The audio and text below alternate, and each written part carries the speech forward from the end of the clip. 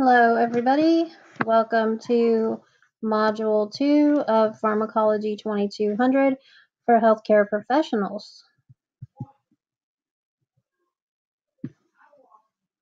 In this module, we are going to focus on chapters 8 through 11 in your Moini textbook, starting out with medication errors and prevention. So within that subscript, we're going to hit causes and results of medication errors.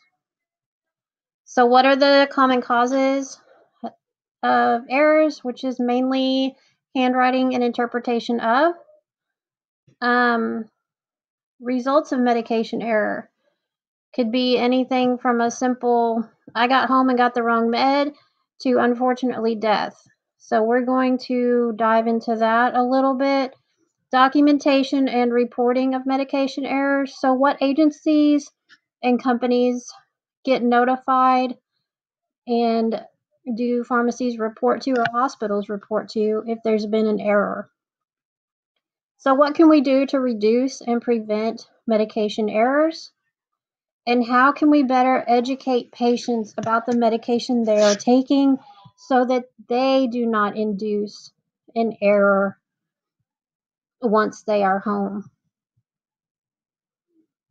This kind of follows that suit as far as errors go, a little bit on a different level, but same as far as dosage and figuring out those calculations. So we're going to look at general dosage calculations for adult and patients.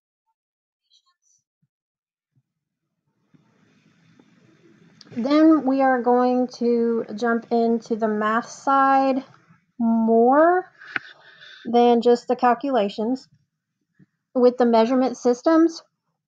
So Arabic and Roman numerals both are used on prescription writing and more so on hospital charts. Units of measure, is it ounces? Is it teaspoons? Is it grams? Is it USPs? So there is a broad range of units of measure that get used. Temperature conversions, time conversions, so doing from Fahrenheit to Celsius and vice versa. Time using standard time versus military time. Milli equivalents and units, that is used a lot in IV and insulin type medications.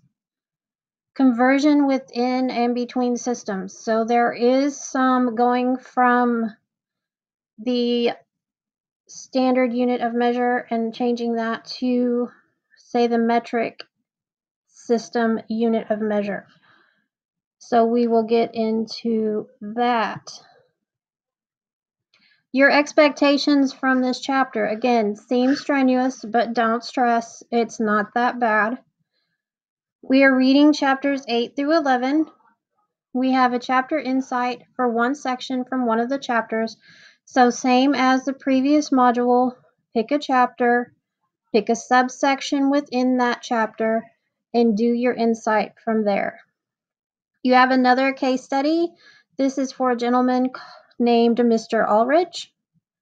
Again, a drug information form, the worksheet that we will carry on a class discussion with. Just so you know, here, that discussion may end up being on Google Meet if it does not fall on a class day. There is the quiz that goes along with the Mr. Ulrich case study. Again, after that discussion and filling that worksheet out, you can use that on the quiz. And finally, we have exam 1 that will contain modules 1 and 2. So there's a couple of questions from each chapter or so, and some of the case studies as well are reflected on that exam. Again, if you have any questions, do not hesitate to reach out to me, and I will be happy to help you. Thank you. Y'all have a good one.